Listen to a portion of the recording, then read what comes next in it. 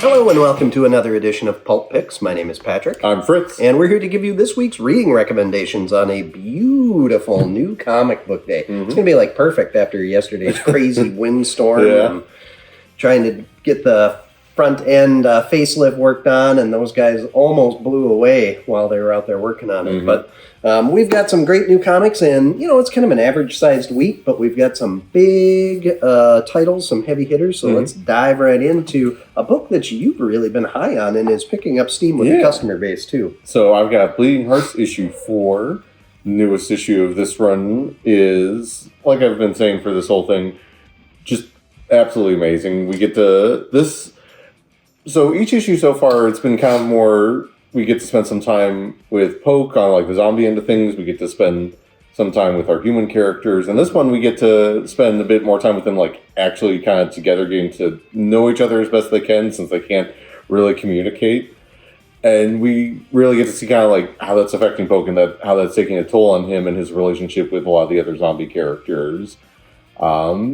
It's a very new experience because, I don't know, you try to imagine, like, oh, I suddenly really want to make friends with a cow. Like, that's more or less how, like, it feels to him, to the point where it's just like, I'd protect this cow over, like, my other, like, people friends. Like, sure. Like, that's just a weird spot to find yourself in, and he doesn't really know what to do about it. It's kind of like tearing him up inside. But... Interesting.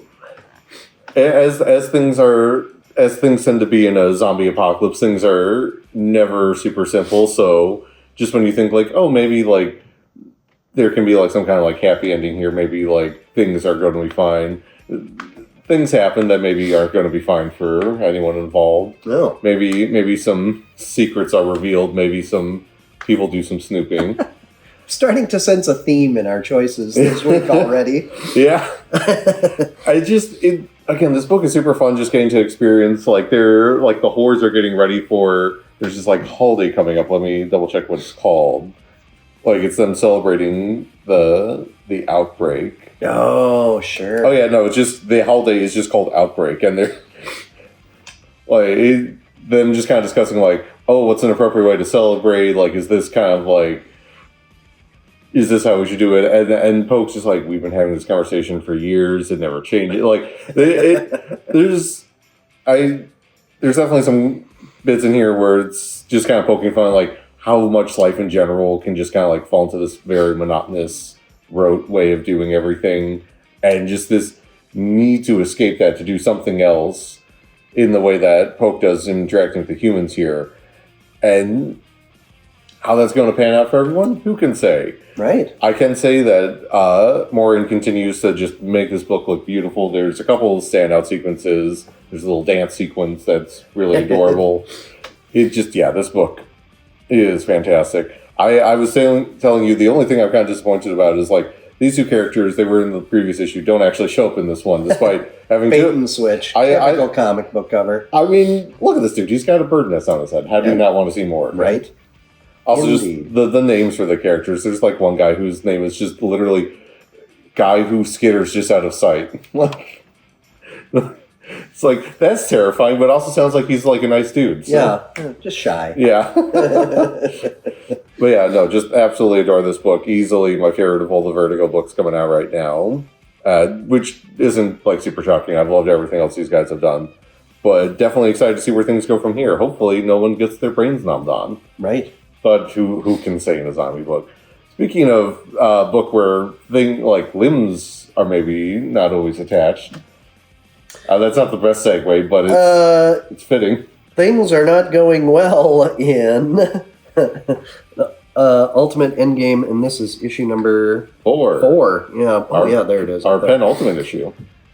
Oh my god. Mm-hmm. So, if you, like me, have been reading this entire Ultimate Universe line thinking, maybe things are going to go okay, but I've just got this sense of dread that all of these new characters, new takes on characters in a different universe, that awful, awful things are going to happen to them. Well, you may be right. Because last issue was horrific. Mm-hmm. This issue takes it to another level. It's bonkers. I don't want to give too much away, but the maker is easily as evil as you could possibly comprehend. Mm-hmm. And the people that he has working for him are psychopaths and masochists and just awful, awful mm-hmm. people. And they're doing awful, awful things to people that we really like.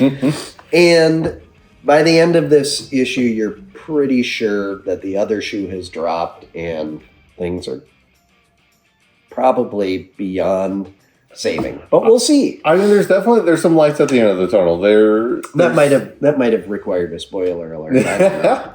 I mean it's the penultimate issue of the big finale event of this whole thing. Like they're playing for keeps. They kept saying we're killing this off. This is nobody survives. Basically, I don't know if that means the whole universe is going to die, but they're not publishing it. I think more so that no one's safe kind of thing. Yeah, sure. Well, that certainly feels like they're probably going to keep that promise at this point. There is a dynamic that is happening in here, though, that is really interesting. And I'm guessing that this is where Camp is going with this, with the way that this particular miniseries is going to wrap up. Mm-hmm. And it's the dynamic of the two sides of the same coin. Mm-hmm. And hopefully that's, code enough to not be spoilery. Yeah. But there is a reference made to, this is a bit of a surprise to me. Mm-hmm. It's not going to matter because I'm so great and I've got everything figured out already, but I'm happy for you to have a surprise. It kind of mm-hmm. reflects well on me even. And, of course, that's what a narcissist would say, but that may be something. That may be, oh God, they're getting me again, Fritz. They're dragging me in with hope. There is no hope. The ultimate universe is going to be death and carnage, and everybody we care about is going to suffer horribly. All I can think of right now is there's this one of my favorite panels from an old Transformers comic is Cyclonus holding this other character tailgate, and he's just like, listen, there is no hope. Hope is a lie. That's what it's feeling like, but it's still a great story. I'm turning every page with dread and loving every minute of it at the same time because it's so well done. The art is amazing. Mm-hmm. The storytelling is masterful. It's great. And that's probably as good of a segue as any into the best superhero comic book being published this decade. I think that's pretty easy to say. I'd say that's probably in the realm of argument. We've got Absolute Batman issue 20. As you can see here, if you didn't know, Robins be big. You think Batman be big, Robins be bigger. Yeah. Well, I think they've got some mech help with that. Yeah. But it's it definitely feels like one of those things where when Snyder was trying to figure out okay, make Batman big. What do I do with and it's just what do we make Robin even bigger? Yeah. And that had to be the pitch, right? I really obviously he figured out an actual story to tell from there, but I do genuinely think that he was just bigger. But again, that's a bit of a bait and switch because while the Robins do play a role in this, we get a return of a character who has been recently. We actually get a couple returns. Overtly revealed because this character may have been hanging out in the background of some panels all along. Yeah, so basically, without getting too into spoilers for it, is we find out here in this issue and the previous issue that maybe there's been some stuff going on in the background that's affecting Bruce's life that he's not really been aware of. That maybe some choices he's made or hasn't made haven't entirely been his to make or not make. And he's just not really sure what to do with that because that's wrapped up in all kinds of other stuff. We've got the Robins showing up. We've got the death from last issue and the possible death of someone else from the issue before that. Which we do get kind of more. Well, I don't know. And maybe that's a big thing here. One of the things I love about this version of Scarecrow is you can't really trust anything he's saying, but you also can't discount whether or not he's telling you the truth. Right. Which is absolutely terrifying because he's clearly like someone who knows enough that if he's saying something that you don't like, there's a chance it's real. Yeah. But also you understand part of his whole thing is that he wants to scare you and lie to you, and so you're stuck in. He has this whole monologue about the just increasing amount of dread we all feel in the modern world, which totally not applicable to the modern age. Speaking of horror and dread, the panel of the man in the chair was terrifying. There's so many there's that one panel a little after that where Bruce is just in a room looking at some papers and just the look on his face is sheer terror. Yeah. There's this is easily the scariest arc of the series so far, which obviously is fitting with Scarecrow being one of the main antagonists of it. Yeah. I really love the, manga-esque kind of eyes that Dragotta does to get this intensity on the panel. It's pretty bonkers. Oh, yeah. Dragotta's, going back to even some of his earlier stuff, even way back to the early 2000s, clearly has, a lot of love and influence from other artists outside of America, specifically, Japan. Yeah. And, just in terms of, emotion, because there's some other, really kind of, nice quiet moments in this, too, where we get to catch up with some characters that we haven't seen as much of. Yeah. And, them dealing with their relationship to Bruce and Gotham, and, how they want to go forward with that. Yeah, they're working through things by murdering people and blowing up buildings. Plotting to blow up buildings. For what it's worth, it sounds like at least some of those people were not the best people. So, probably. I mean, probably still shouldn't, just, gun them down the street. They did just kind of gloss over that. Yeah. I mean, also, to be fair, what are they supposed to do about that? For sure. Yeah. Well, and that is kind of the interesting take that Snyder has had as this reimagining of the Batman world, right? Is, we're going to take his, villains and make them his friends. But all along, but are they going to end up being good guys or bad guys? And that maybe is too binary for Scott Snyder in this take on Batman. I think they're going to be pretty gray area people who continually move back and forth between those two. There's some of them where it's just they're probably going to be on decent enough terms, but there's other ones where it's just it might depend on the day of the week. Yeah. Well, and that gives the series legs, right? Because even after we get through all of this big stuff with Scarecrow and Joker and all of these other big villains that are obviously out to get Bruce, you still have his friends who could be doing awful things. And we talked about this a long time ago with this series. How can he reconcile that with trying to, be somebody who protects people when his friends, who he's the cause of them being who they now are doing terrible things? Yeah. What does he do? And we're continuing to just pluck that string every once in a while to keep that particular line going. And that's... I don't think this series is going to run out of gas. It's so massively popular, and it has gotten so many brand new comic book readers into shops all over the world. It is a phenomenon, and there's a reason for it. And it's not just a one-trick pony. This is going to be, which you had to figure when Scott Snyder was on there.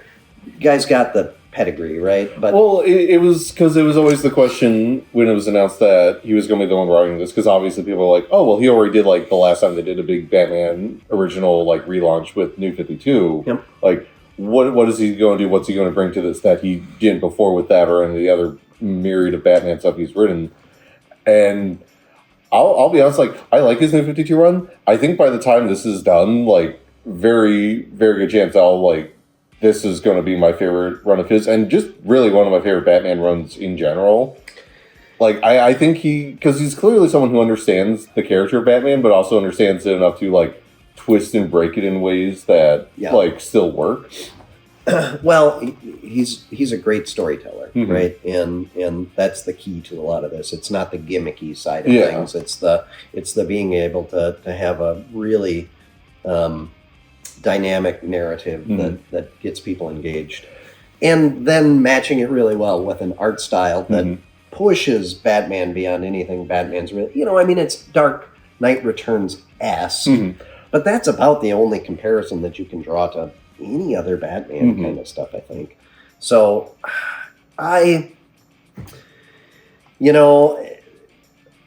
think that when 20 years from now people are looking back at this era, obviously this is going to be the biggest selling book, but I also think that it's going to be the one that's remembered in the highest regard. Oh, yeah. I think it's pretty safe to say that this is going to be one of those, graphic novels that sells forever. Oh, yeah. Like right now, most of the compacts I do are a lot of times of these like very specific like runs that everyone knows Watchmen or everyone knows like Batman Year One or stuff like that. Like given enough time, this is definitely going to be one of those ones that like, oh yeah, we like it as a compact version. And I think you're right. I think this is going to push ahead of his Court of Owls stuff as far as how people remember it. And it's really great. So all right, well. We've fawned over these books plenty. What was close to making it up here for you this week? Well, speaking of absolute books, I think will stand the test of time. Issue 11 of Absolute Martian Manhunter was great this week. Yeah. A book that dares to ask the question, what if, yes, the child is actually the problem when it comes to the divorce? Oh, man. Which is, I saw someone post that this morning. She's like, yeah, no, I mean, that's kind of what's happening here. Like, but no, that was great. We were talking this week, there's a bunch of good other Marvel stuff out, like Iron Man had a really good end to this arc. It was a solid Marvel week. I know that we've been kind of dunking on Marvel lately, but this was a pretty good week for Marvel. Yeah, no, that was really strong. There's some stuff that happens at the end there where, maybe not everyone makes it out of this alive. We'll have to see. Yeah, that was the other theme. I think, pretty sure in all but one comic book that I read, somebody died. Yeah. I'm trying to think, did I read anything this week where no one dies? And I think the answer is no. No, I think there's always a corpse somewhere. Yeah, it was rough. I was telling you earlier, I literally put down one book and I was like, I can't believe so-and-so died. I'm going to read this book so that I can, recover from that. And then the end of that book, somebody gets decapitated. And I'm like, are you kidding me? How is this what it's going to be? And those were the first two books that I read. And it just kept going. I'm like reading every book with dread, like not one of my favorite characters, please. Anyway, I'm trying to think what else this week. Barbara Gordon Breakout was really good. It's kind of building off the recent issue of Batman from last week. And just her basically getting stuck in the Supermax, having to figure out who's murdering people in there is just a super solid premise. It reminded me of the Daredevil run when he was in prison as Daredevil. That was kind of fun. But she's not in there as Batgirl. Though everyone knows she's Gordon's kid, so obviously she's got a massive Yeah. I don't know. What about you? What other stuff did you like this week? Let me think. Well, Iron Man was really good. Transformers was exceptional. I like that. I like Barbara Gordon. I feel like I'm forgetting something. What was the other one? So Batman, Barbara Gordon, Daredevil's a reprint. Oh, I didn't get to Firestorm yet. Oh, Firestorm was really good. This issue, it's basically like a real nice look at Ronnie and Professor Stein's relationship and how that kind of builds into the whole Firestorm thing. And I'm really excited about that series. Number 1 was so good. Something else that I'm excited about, though, is you just mentioned the DC Compact. Well, Marvel's been kind of struggling to get their, what do they call them, the Premier Collection? Something like that, it's the Premier Collection. No, it says it right there. But one of the best Marvel, standalone kind of story things, Planet Hulk, is now available, and at the affordable price of $15 in a slightly compact size. Compact in, height and width, not so much content. Yeah, so, but this, for me, it holds a special place because that was one of a number of series that dragged me back into comics. Mm-hmm. You know, as my late teens, early 20s, you know, life gets kind of busy, and I kind of dropped out of comics for a few years, Mm-hmm. and then I got dragged back in by that and New Avengers, and Mm-hmm. you know, It's one of those things that Galaxy. I think to a certain extent got lost in, like, because obviously there's a reason, like, we love Immortal Hulk and why it's always like Folly One's out of print on that, because everyone's wanting to get a hold of it. I think it gets lost in that, like, how a lot of people consider, like, that to be, like, the best Hulk run, or Peter David's run from the 90s is the best Hulk run. That, like, Greg Pak's run is, as far as I'm concerned, equally up there with those two as being, like, just one of the best runs on that character, and just one of the best, like, Marvel runs in general. Yeah, and World War Hulk was not World War Hulk. Planet Hulk was so good that World War Hulk couldn't help but be reasonable afterwards, because the setup was so good in Planet Hulk, that him coming back, you're like, well, now I got to see what happened. Spoiler alert: he comes back at the end of it. I mean, it's been 20 years, close. Yeah, thereabouts. Wow. A little less, but splitting hairs at that point. Yeah. So he comes back to Earth really angry. If you want to see why he gets so angry, read this. So yeah. Anyway, all right. Well, it was a fantastic week of comics. I just was so energized this morning coming into the day, because I was so excited about the stack that I had to read, and then I read it, and I'm even more energized now, because it's just, oh man, it's just so fun to read stories that you're really enjoying. So anyway, we hope that you enjoyed the video. Be sure to like, follow, comment, share, subscribe, and stop on into your local comic book shop to pick up some comic books. We'll be back next week with more Pulp Picks, because that's what we do. Until then, enjoy the reading.